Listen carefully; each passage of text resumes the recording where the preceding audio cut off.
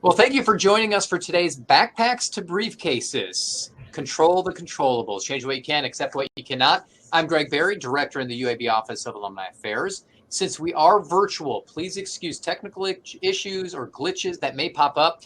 If you do have problems with your video or audio, click the reconnect button on your screen to get back to the webinar right away.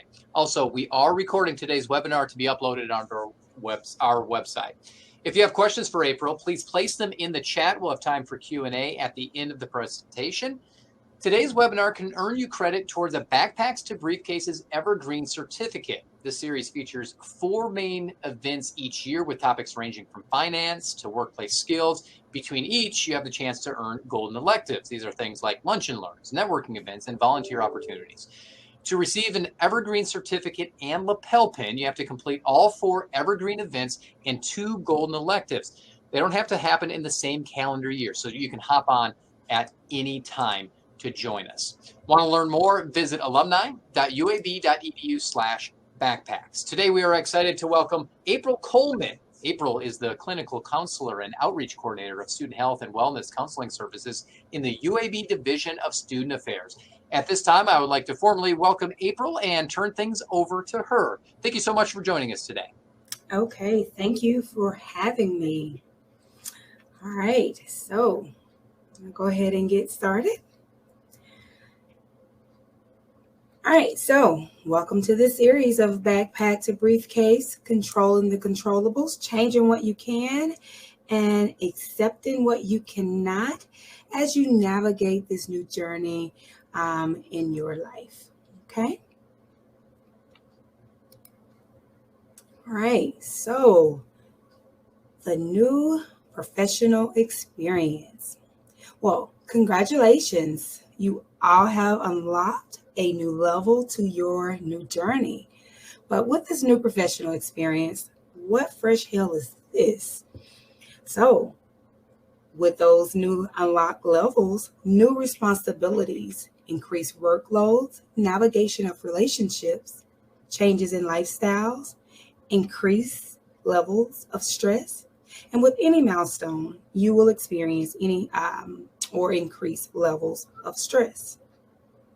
Younger professionals today are finding it harder to cope with life and work than their older counterparts.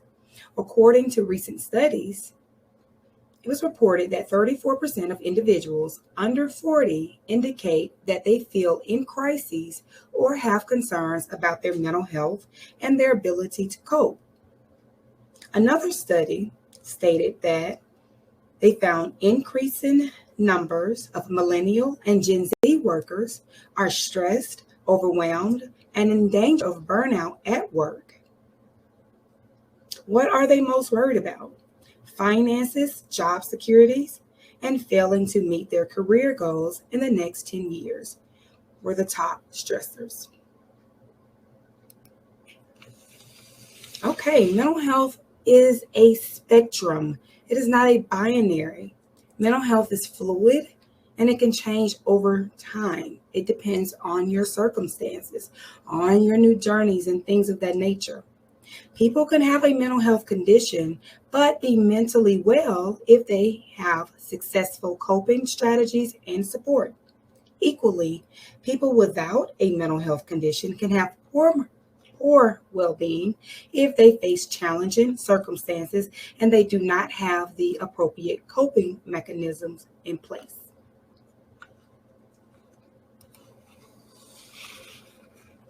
Three mental health challenges. So here are some challenges that were reported by new professionals: deteriorating relationships at work, loss of identity cushions, and financial challenges. Younger workers early in their careers are still building their network of peers, mentors, and resources.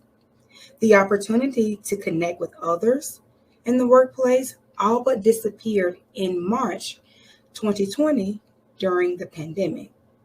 While remote work is now a preferred choice for many, others find that it only exacerbates their feelings of crises and isolation. Some may not have positive experiences with their managers or supervisors, especially if they are working remotely.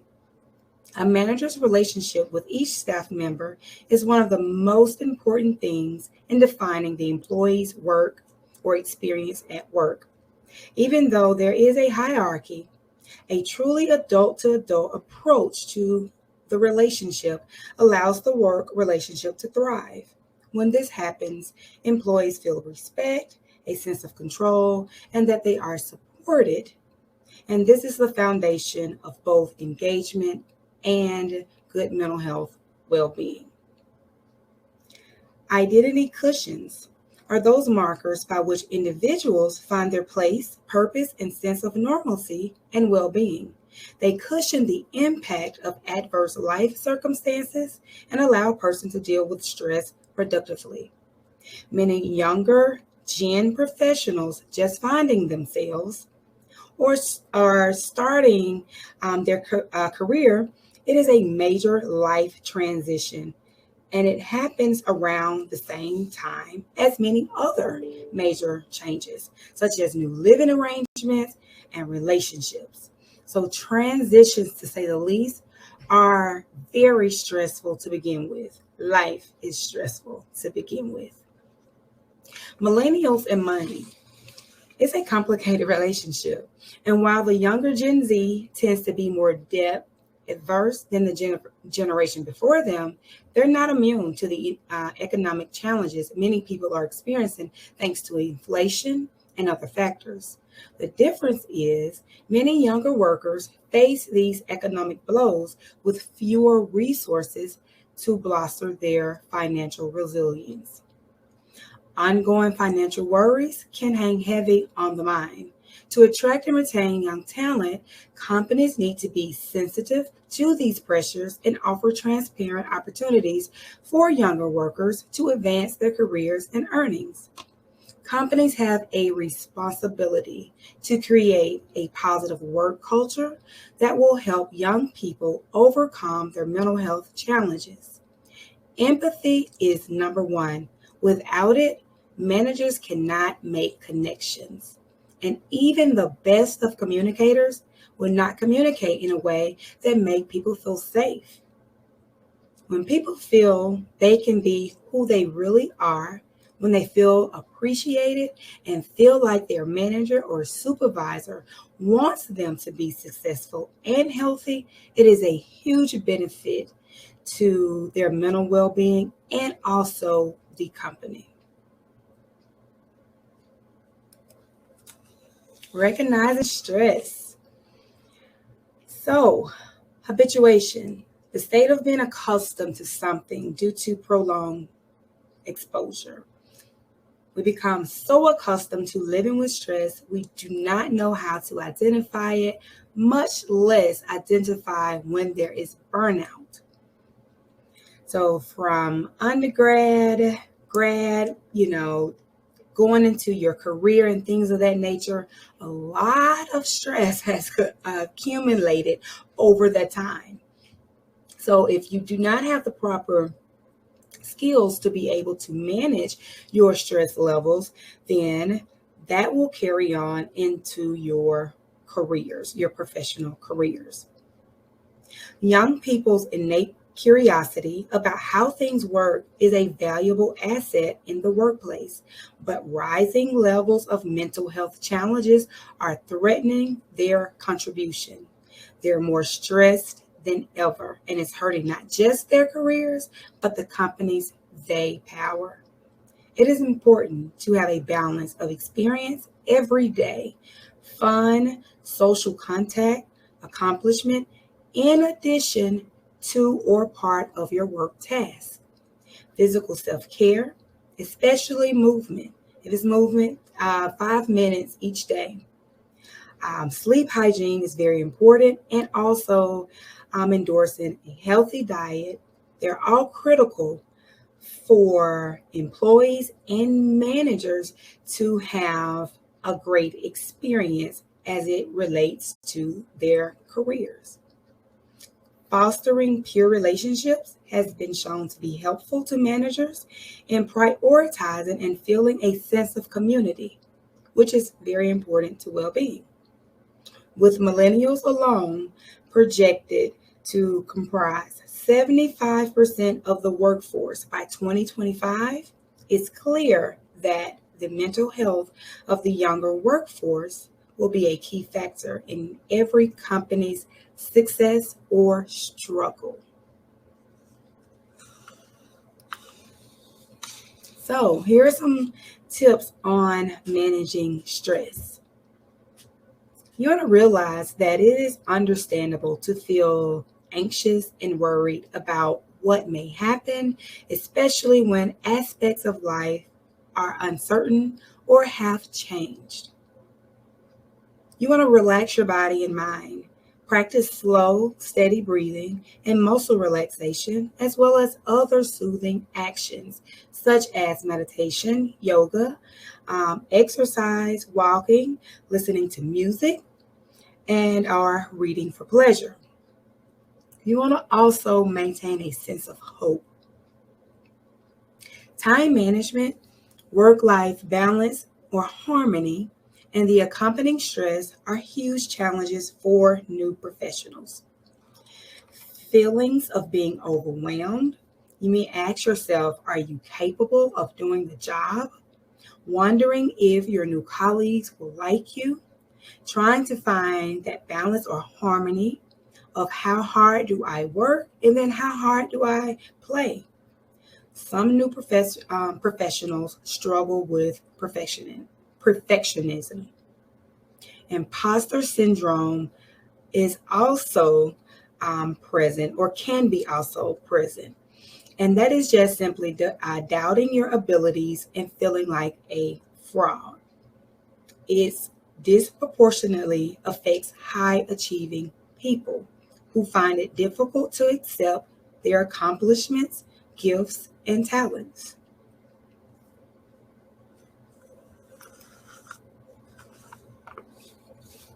All right, stages of burnout. So, the first stage is that honeymoon stage. It's marked by high job satisfaction, commitment, energy, and creativity. And the key issue is what patterns of coping strategies you begin to develop when facing stresses of the job. So in theory, if the patterns of coping are positive and adaptive, then you will remain in the honeymoon stage indefinitely. But very few individuals do.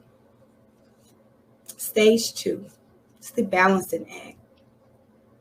So as opposed to the unbridled optimism and positiveness of stage 1, you now are clearly aware that some days are better than others regarding how well you are handling the stress on the job. It is the awareness of a noticeable increase in the following is indicative in this stage 2 of burnout: job dissatisfaction, work inefficiency, including avoiding making necessary decisions, losing stuff at work or even your desk, fatigue, a general fatigue often accompanied by deep muscle fatigue, sleep disturbances, often that you are so busy in your head that you can't get to sleep, escapist activities of choice, including eating, drinking, smoking, zoning out in front of the TV, and etc. Okay, so that's stage 2. Stage 3, chronic symptoms marked by an intensification of some of the same indicators that are in stage 2. Nothing seems to matter anymore. You don't care about seeing family, friends, exercising, eating well, going shopping for food or anything, being outdoors, friendly banter, or even having sex. You start yelling at the computer, criticizing your colleagues, and your attitude and thoughts become cynical and aggressive. some of the symptoms that you may experience when you are in this stage 3 of burnout: anxiety, increased anxiety, anger, panic attacks, insomnia, mood swings, waking up tired, craving carbs and sugar, and digestive issues. Stage 4, which is crises, the symptoms become more critical. Physical symptoms intensify and or increase in number. Obsessing about the frustrations that you have with work or colleagues. You're more pessimistic and self-doubting. You develop an escapist mentality. The natural urge at this stage is to isolate and withdraw from friends, family, and other connections. Mental health days or sick days become more frequent, often with withdrawal and isolation. Drugs, legal or illegal, compound the situation. Pain relieving drugs, tobacco, sedatives, anxiety reducing meds, and or alcohol. That happens in stage 4. And that last stage is collapse. And what that is, a total collapse mentally and physically. Okay? So you want to be mindful of where you are within these stages of burnout. Okay?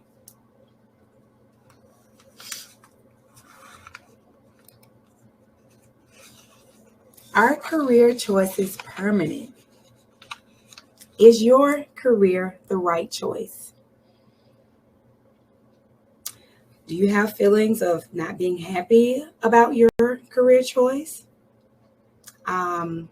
You're in your career that you thought was your passion, was your dream, and then now you're finding out that it's no longer your passion or your dream. You're looking for more than maybe the company that can offer you. You're looking for more flexibility, maybe more understanding. You're looking for more opportunities to grow, to continue to develop, better pay. And then what does that work-life balance look like for you? If you're thinking about a different career path, make a plan so you can enjoy a successful shift from one field to another. Develop a timeline. Use SMART goals.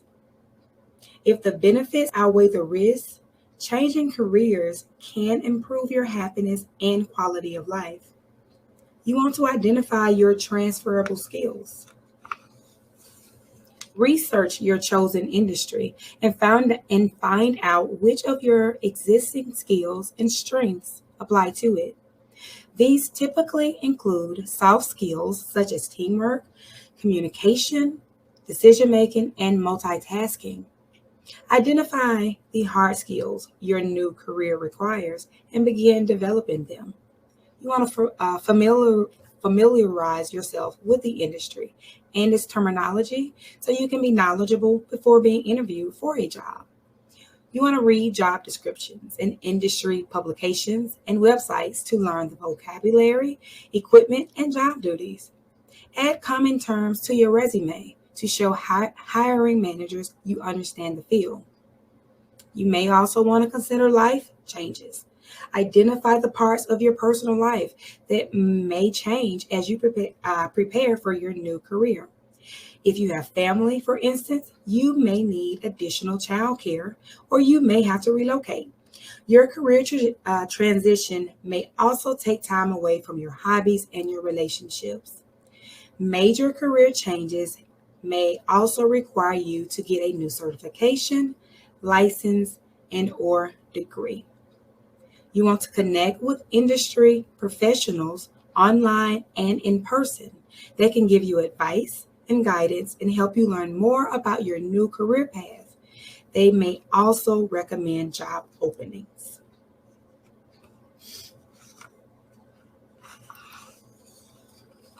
All right, so when we talk about work-life balance, what is balance? So It refers to how people manage the time they dedicate to work and the time they spend on other activities. It's the traditional workplace way of thinking of balance. Comparing work and life. 50% work, 50% life. Well, 50% life, it can encompass a lot of different things.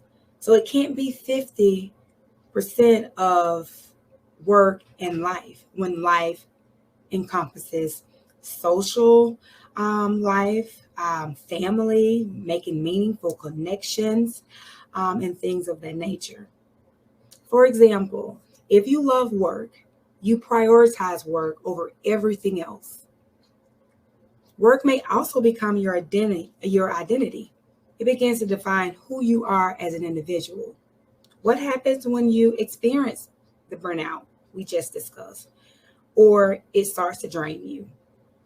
Everyone's priorities are different, and the things we care about naturally dominate our time and our thoughts. So question comes, what are we passionate about, and how are we integrating the things we care about, both family, social connections, hobbies, interests, and also your careers? Work-life balance is the state of equilibrium where a person equally prioritizes the demands of one's career and the demands of one's personal life. Some of the common reasons that lead to a poor work-life balance include increased responsibilities at work. So, we talk about a lot about the wellness wheel, which have 6 dimensions or domains of well-being. So these 6 dimensions constitute your well-being: emotional, occupational, physical, social, intellectual, and spiritual. These are all 6 things that you have to have balance or harmony in all of these things. So it's not one or the other. And you have to determine then how much time, space, and energy that you are giving to these areas, and that you would think then that you are balanced or you have harmony in these areas.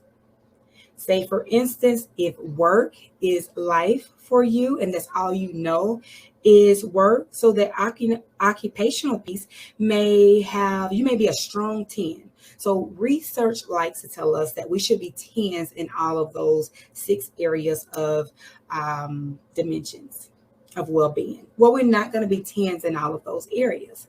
So we have to figure out what it needs to look like for us. So, but if you enjoy work and occupational, you have a strong 10 or maybe even a strong 15 in it. Okay. So, but then that doesn't give space for any of those other 5 things that you need to give attention to. So you need to learn how then to reallocate your resources as it relates to putting into the other dimensions to make sure then that you are have balance or harmony. Okay. So work-life harmony. This is what we are kind of moving towards now. So what is harmony? It involves incorporating or integrating work into the rest of life in a way that promotes happiness both at home and in the office. It is very difficult to define yourself by only 2 things in life.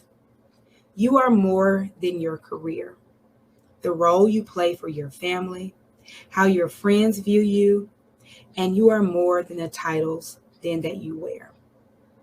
Harmonious spaces create peace, happiness, and can bring passion to your experiences. It allows you to identify what then are those passions. What are your talents? You may have talents or gifts that you've had since birth, and you have not utilized or tapped into those things. Figuring out or thinking well, how is this going to fit into what my life is now? So revisiting those things and seeing how those things can fit in to create then that peace or happiness then that you need. What we are passionate about and how we are integrating those things we care about in all aspects, areas, or dimensions of our life is to create a harmonious environment while fulfilling those dimensions of that mental well-being, those 6 things that I talked about earlier. You can choose happiness in your career, your family, your social circles, and interests and hobbies. It doesn't have to be either or.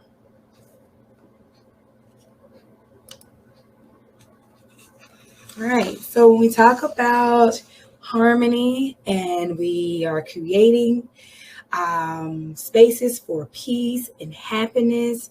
So let's talk a little bit about happiness. So 3 levels to happiness. So that level 1 happiness, it represents a short-term positive emotions, sometimes referred to as simple pleasures. They can result from a good meal, a hobby we enjoy, watching a good movie, listening to music, and so on. It is quite easy to observe this level of happiness because of the immediate feelings of joy people experience after. These types of emotions are also pretty easy to measure and compare because brain scans show that certain parts of our brain are active when we have these emotions. This level of happiness is pleasurable, but the good feelings do not last for a very long time, and we will return to our baseline mental state quite quickly. Level 2 of happiness is sometimes referred to as well-being. The second level of happiness is more thoughtful and it requires an assessment that goes beyond the momentary feelings of level 1. Level 2 happiness is also relative in the sense that you compare your situation with other people as well as how you have felt in the past. Level 3 is when you are flourishing and fulfilling your potential.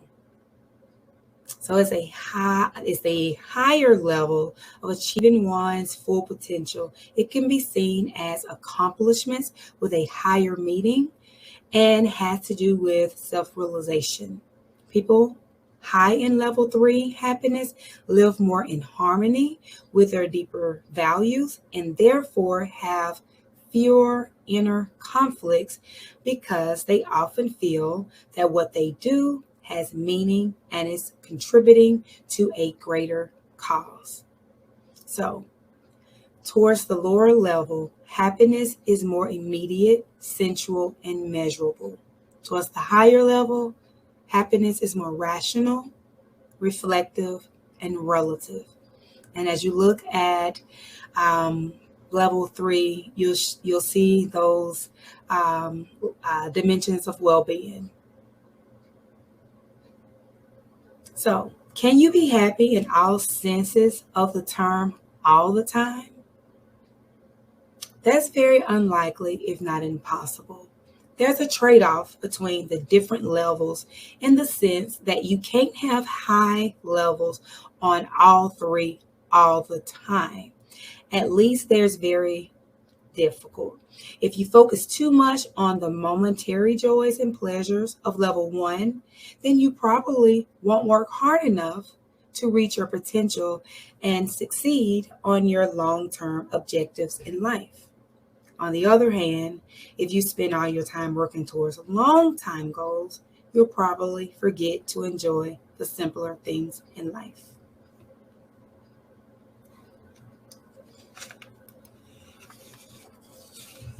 Think about happiness. This is why it is critical that we learn to control the controllables and detach from everything else. So 40% depends on what we do in our daily lives, our daily activities. Okay? 10% is life circumstances. So 40% of what we do with what we have. So what we have control over.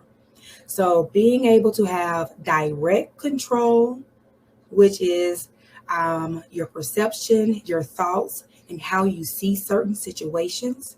Or what then does that look like indirectly? So if you do not have direct control over certain things or those things external to you, you do have indirect control over those things. And what that means is you have the ability to change your response or your reaction to those things, which then puts you then back into the controllables.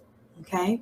So that goes back to and talking about if a career that you have chosen, and if you feel like that is not the career path then for you, you do have the opportunity to then change your career. You do have the opportunity. You are in control over, what you then do next. Okay. So the experience of joy, contentment, or positive well-being combined with a sense that one's life is good, meaningful, and worthwhile. Okay. And while you are doing that, you are creating what today should look like work-life harmony, as opposed to work-life balance, which is telling you you have to balance either work or your career or family. Okay, that's all I have. Or that concludes my presentation. Yeah. Thank you all for listening.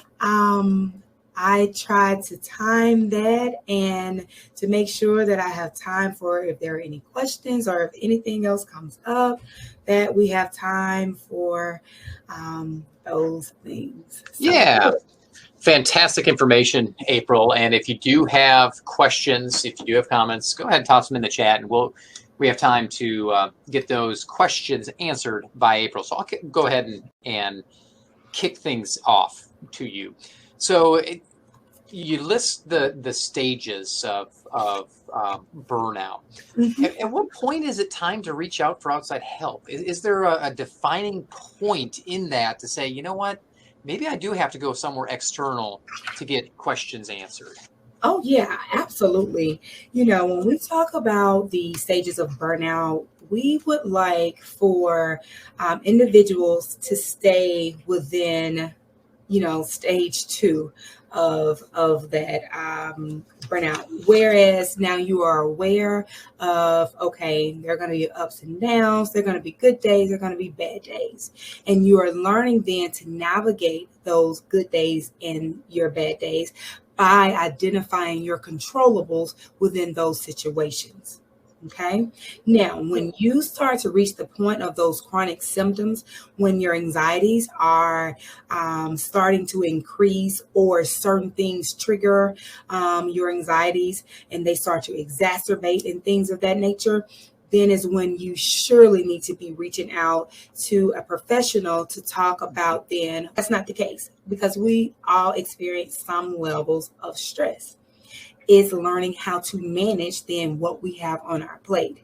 A lot of things that will increase our stress, that will increase the anxieties that we have, are those things that we can't control, those things that are external to us. Examples of those things would be other people's behavior, traffic, weather, death, and things of that nature. Even though we worry about those things, we don't have any direct or immediate control over those things. So then we have to change our perception or change our response or reaction to those things, to then lower those anxieties and stress that may accompany those. So how about finding balance when working remotely or even hybrid? We talked right before we came onto the webinar that we both have hybrid days. So how do you set boundaries at home for the workday? Okay, so Well, here's the thing, even though we have the hybrid days, the schedule remains the same. Okay. So for me, I'm going to see clients regardless, whether I'm here as it relates to what I do here at work and versus what I do at home. Now, where I have heard that can kind of bump heads is if you are working from home and when you're working from home, home is home, right? So that's space where you are, when you are off work, it's time to kind of decompress, unwind from your events from the day, giving yourself time to reset for the next day and things of that nature. So you have to have a designated area in your home in which you then will work from home. So for me, I have an at-home office. I don't do anything outside of my at-home office. So when I am done with work and I come from out of my office and I enter the rest of then my home, then I have then separated work from then now what I have to do as it relates to decompressing things of that nature. So being very intentional about how you are separating spaces. And again, so go ahead and submit questions if you have them to our chat.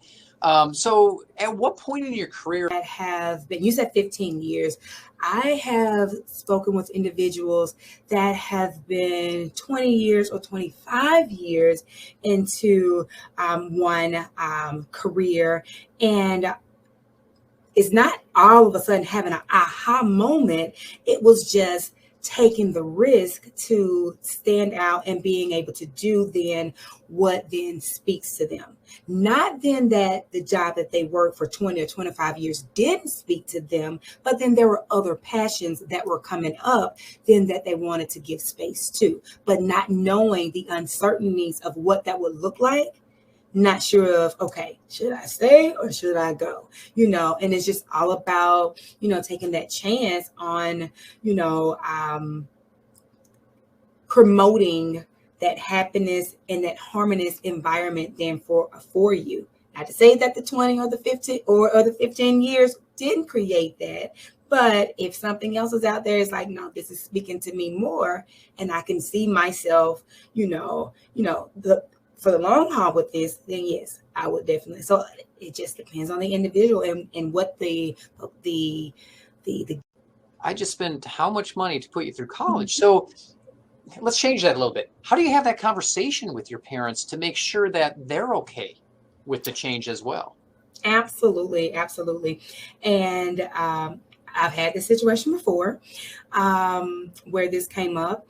The thing about it is, and I get it from the parents' point of view, in putting their child through school, the tuition and all of that. And then it's all of a sudden like, wait, what? We're changing, we're switching up now, like what's going on, right? What I found is when we have those effective conversations with parents and children and things of that nature, normally, most often than not, the children that are on the path going through and entering into a career, they are satisfying the expectations of the parents. They don't want to let the parents down. So the parents saying, oh my goodness, yes, you are on track to be a neurosurgeon, and a neurosurgeon you will be. So in order to not to let the parents well too. So in having that conversation, having that sent out before it gets to that, level, just saying, okay, I understand that these are your expectations as the parent, and knowing that you do want to see me do well. However, these are the things that I have set up for myself. These are my expectations, and these are my goals that I choose to accomplish. So just having that conversation and dialogue back and forth, which opens up more dialogue to have, later in the future, because we do have some parents will then to continue to push towards, no, neurosurgeon, neurosurgeon, neurosurgeon, and, you have that student like, yeah, no, it's not going to be it, for me. So just conversation, communication, to be able to make sure that you're on the same page. And I think when parents know that they are doing what they want and they're getting that harmonious, peaceful life for themselves, I think then they come around and say, okay, I'm just glad that you are in a place in which you want to be. And the same can be said for online soon. In the Birmingham area, looking for something to do tonight? Hey, join us for the first ever Blazer Bingo. For $25, you'll get 6 boards of 10 games, a dauber, food, and a chance to win prizes. The cash bar will also be available. You can register at alumni.uab.edu/bingo. That is tonight at the Alumni House. Join us. Looking to earn credit toward an Evergreen certificate? Don't miss out on next week's Backpacks to Briefcases event. We have very limited space available. This is geared towards juniors and seniors on Wednesday, October 12th. Be part of an interactive Blazer alumni and student networking night at the Alumni House. It's an in-person event that'll give attendees the chance to network with others with similar career interests. You can register or find out more or check out other events at alumni.uab.edu/events. Finally, we'd love your feedback. Did you like today's webinar? Do you have ideas for future ones? The QR code on your screen will take you to a very short survey. Take a minute, let us know how we're doing. Once again, thank you so much for joining us for today's webinar. And as always, go Blazers.